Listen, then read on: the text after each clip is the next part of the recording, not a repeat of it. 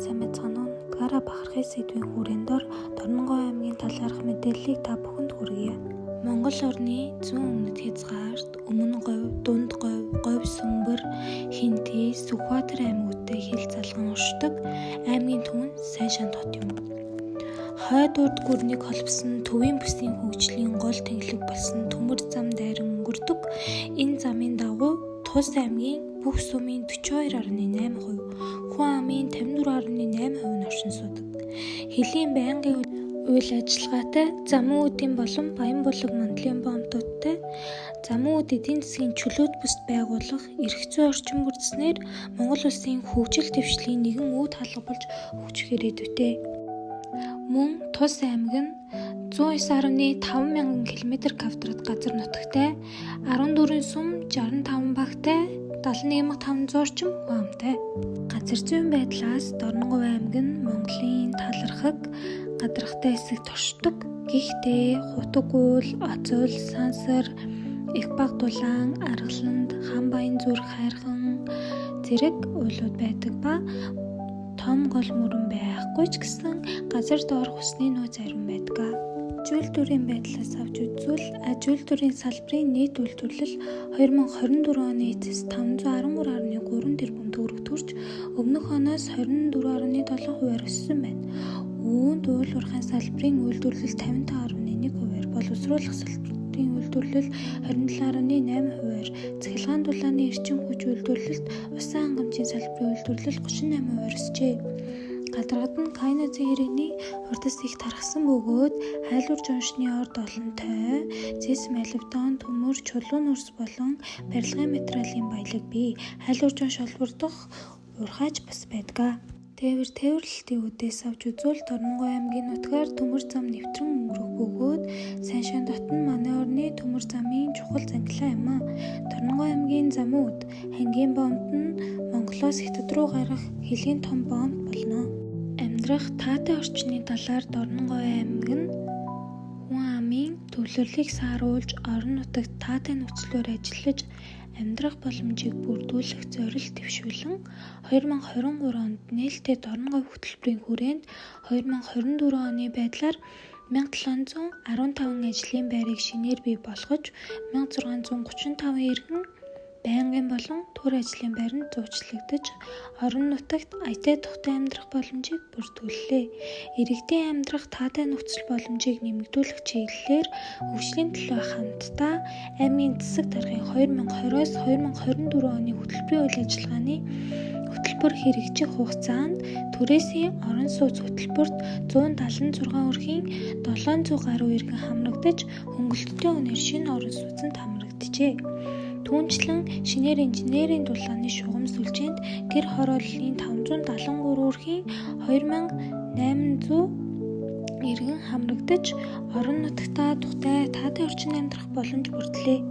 Дорнонгой аймгийн их сурвалжуудаас дурдвал Хэлийн замын үд Баянбулаг мандлын боомтууд нь Монгол Улсын эдийн засаг бараа эргэлтийн үндсэн ачааг өөрч өмнөд түвшинтэй харилцахад үүд хаалга болж байна.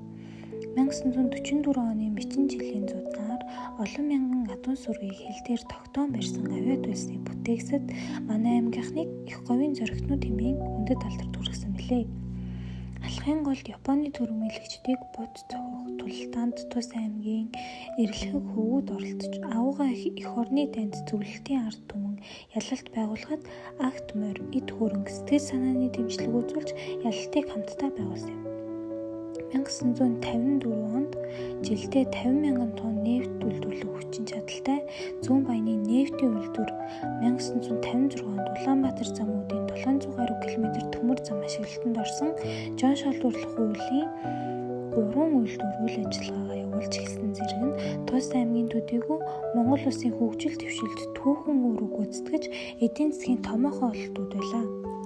Мөн Дорнонгой аймаг Махноос түүхэд бэлтгэх ажлыг сайн зохион байгуулж улсад тэргүүн байр эзэлсэн тул Улсын баг хурлын тэргүүлэгчдийн тогтоолоор 1942 онд хөдөлмөрийн гавьяаны улаан түүгийн одонгоор 1974 онд Ардын их хурлын тэргүүлэгчдийн зорилгоор мөн хөдөлмөрийн гавьяаны улаан түүгийн одонгоор тус шинэгдсэн байна.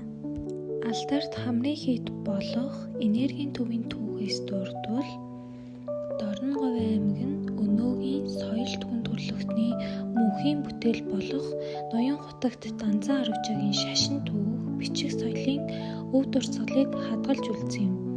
Ноён хутагт 1803 онд Түшээд хаан аймгийн Мэргэн вангийн хошууны нутаг Шувуун шанд хэмээх газарт ядуу ард дултуйтыг хөв болж төрж хожим нь шашин төрийн зүтгэлтэн, гүн ухаантан, зохиолч, яруу найрагч, найруулагч, зураач, эм баригч, ая зохиогч, соён гэгэрүүлэгч хэмээн олноо алдаршиж нэгэн биед багтаж ядсан их авьяас бэлэг нэгэн хүн дааж ядсан өндөр их нэр хүндийн эзэн болсон юм аа. Тэрээр иргэний уянгийн 500 орчим шүлэг яруу найраг, 120 гаруй дууны ая, 50 орчим сүм хийдийг цогцлоон бүтээж, уран зураг, сээлбэр, жүжигний зэрэг урлагийн бүхэл хэлбэрийг говь нутагтаа хөгжүүлсэн шашин түүх, бичих соёлын аавгаа их өв дурсгалыг үлдээсэн соён гэгэрүүлэгч байлаа. Уг хийд нь Дорноговь аймгийн төв Сайншанд хотоос урагш 45 км байдаг 19-р зууны үеийн Монголын нэрт соён гэгэрүүлэгч, яруу найрагч, ноён хутагтдээ Данзан Арвжаа 1820 онд 17 наснда Өвөр хамар гэдэг газар хамрын эдийг байгуулжээ. Хамрын эд нь 1938 оноос өмнө зүүн хүрээ, баруун хүрээ, цохон, дүйнхор гэсэн дөрвөн хэсэгтэй лам нарын хамбын, багшийн, номчин зэрэг дөрвөн аймагтай авга, чойр, ламрим, дүйнхор, хүүхдийн татсантай улааны шашны хийд бөгөөд 80 гаруй сүм хийдтэй 500 гаруй ламтай ажээ.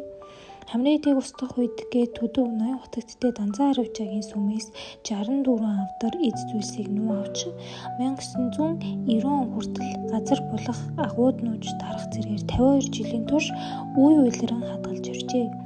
Тэдгээр үлдсэн зүйлийг хамрын эдэд эргүүлэн залснаар тус хийдийн үйл ажиллагаа сэргсэн байна. Одоо тус хийд нь 10 гаруй ламтайгаар үйл ажиллагаа явуулдаг. Өвгөн суурга, шамлын орон буюу энергийн төв, хүслийн харуулыг заавал үзэх ёстой билээ. Мөн уг ууланд өлөг гөрвлийн чулуутсан яс, дун, хисаа зэрэг тэнгисийн амьтад болон ургамлын үлдэгдэл элбэг байдаг байна.